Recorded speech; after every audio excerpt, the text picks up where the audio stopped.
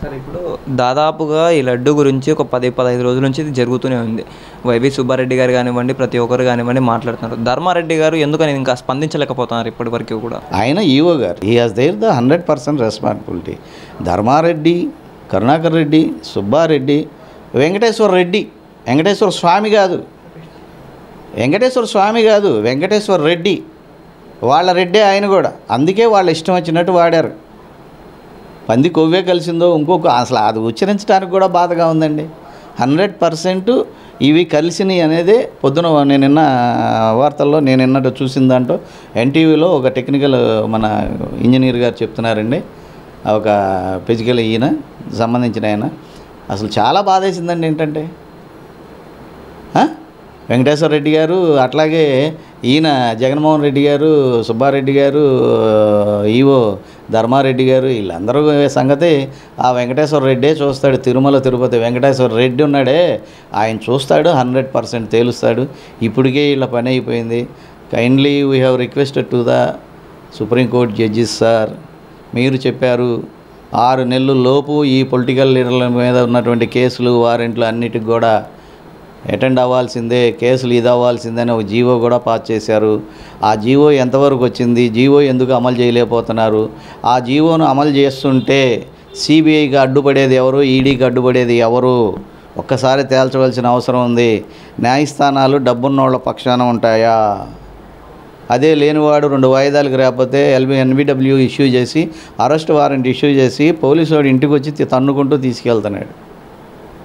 అమ్మక బాగోలేదో, జ్వరం వచ్చిందనో, వరదల వల్ల వైరల్ ఫీవర్లు వచ్చినాయనో మేము అంతే. ఏ కారణంగా ఇన్ని సంవత్సరాలుగా వాయిదాలకు వెళ్ళకుండా ఉన్నాడు గౌరవనీయులైన జగన్మోహన్ రెడ్డి గారు? చట్టం అతనికి ఏంటి చుట్టమా? ఓబులాపురం మైన్స్ కానించి, బళ్ళారి మైన్స్ కానించి దోచుకున్న వ్యవహారాలు ఇదే మీకు తెలియదా? జడ్జీలకు కూడా తెలియదా?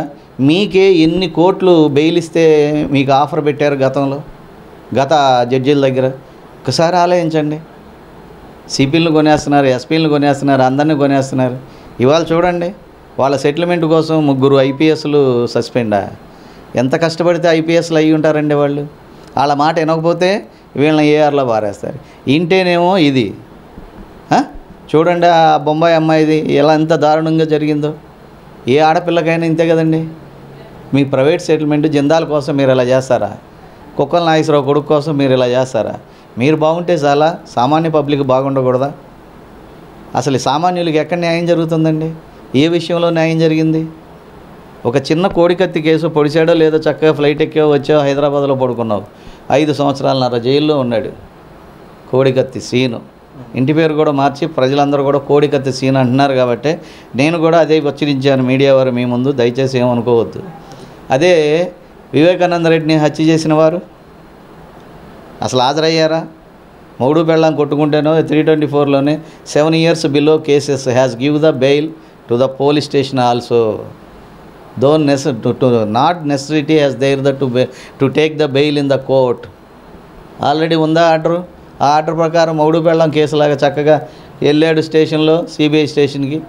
సిబిఐ స్టేషన్ బెయిల్ తెచ్చుకుంది. 307, 302కి స్టేషన్ బెయిల్ ఉన్నాయా? ఏ బేసిస్ మీద, what basis you have given the bail to the Avinash Reddy MP? Try to tell me the CBI sir, who was do the pressure on you, on your CBI?